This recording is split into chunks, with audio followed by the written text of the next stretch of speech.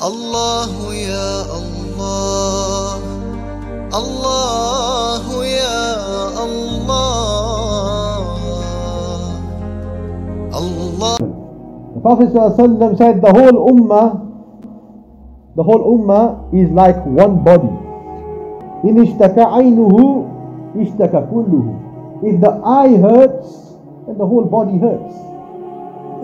The whole body hurts if the eye hurts, even though you've not actually got pain on your hand. The little portion of your body is in problem, is in suffering, but then the whole body is suffering just because of that little part.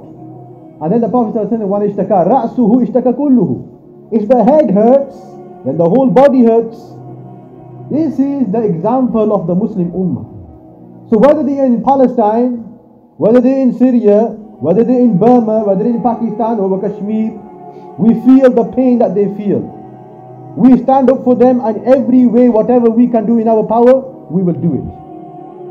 That soon a time will come upon you where you will see the leaders around the world inviting each other just like you invite each other for a meal. So you sit around in a meal, and exactly the same, these leaders who are non-Muslims, they will sit together and they will plot against you. They will plot against you. Amin killatin yawma izin. Sahaba ne farmaya कि हम कम होंगे. The Sahabas are raising the question to the Prophet ﷺ. They're saying, will we be less in that day? How can they plot against us? Rasulullah ﷺ is saying, on that day you will be large in numbers. Such large in numbers that it is not even possible to count. Massively. And we see that today. But the problem will be something else. Rasulullah ﷺ, he said that Allah subhanahu wa ta'ala will remove the fear from the heart of your enemy. वो जो दुश्मन होंगे उनसे आपका खौफ निकल जाएगा. So they won't fear you anymore. So why is this? Rasulullah ﷺ said, Allah will put wahan into your hearts. Sahaba ने पूछा, या रसूलल्लाह वाहन क्या चीज है? What is wahan? क्योंकि उन्होंने ये पहले नहीं सुना. Rasulullah ﷺ mentioned hubbud dunya wa karahit al-maut. To love the dunya so much and to dislike death.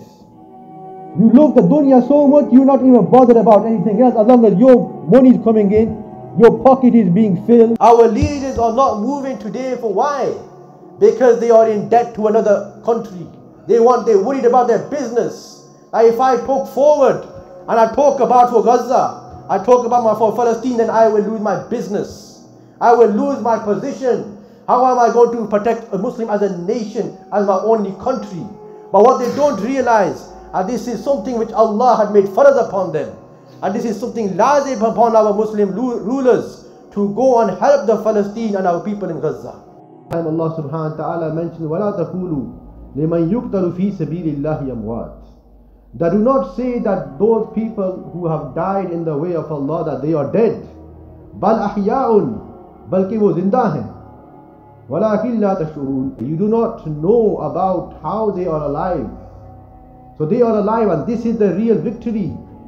And this is something why the Sahaba Ikram all wanted shahadat. वो shahadat क्यों चाहते थे? Why did they not wish for, oh Allah, give us the victory on the battlefield? ये उनकी ख्वाहिश नहीं थी. This was not something which they had wished for.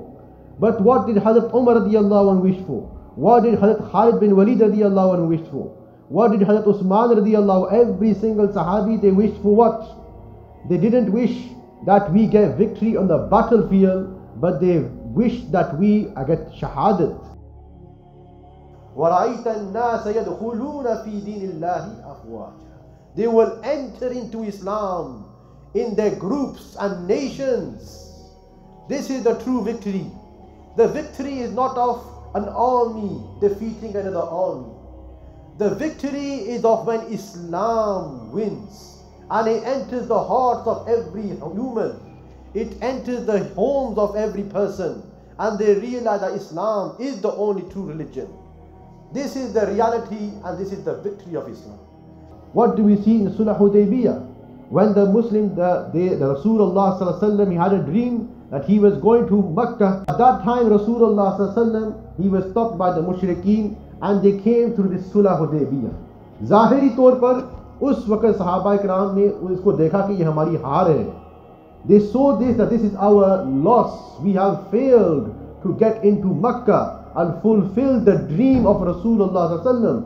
Rasulullah is the true prophet, and this is Rasulullah. Hazrat Umar bin Khattab radiyallahu anhu, he had this conversation with Rasulullah sallallahu alaihi wasallam, and he said that, are you not a true prophet? Then why are we not going into Makkah? And why are we not fulfilling your dreams? Because your dreams are true. ज़ाहिरी तौर पर सहाबा इकराम ने उसको देखा था कि ये हमारी हार है.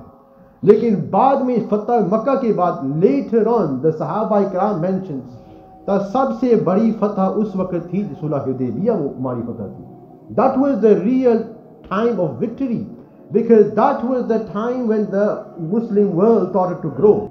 So the Yahud, they have been planning for many years, and what happens in reality is their plans are so vast that me and you cannot even imagine. हम सोच भी नहीं सकते वो किस तरह वो तदबीर करते हैं. जो मीडिया के तौर पर जो वीडियोस वो बनाते हैं बिल्कुल fake. It's completely fake videos planned by the Yahudi themselves. So the Yahud, they have been planning for many years. And just yesterday, the Israeli forces, they are dancing and singing before they are going to go and invade Gaza, because they are dependent on their weapons and their Iron Dome and the latest technology which they have. And we all know about the technology which they have, which is being invested by the Americans, 2.5 billion in the Iron Dome, which no country in the world has. How powerful it is, and how it is able to censor any kind of rockets which are falling into. But one thing that they forgot is the makarullah, that Allah also plans. Allah also plans, and their plan is within the plan of Allah.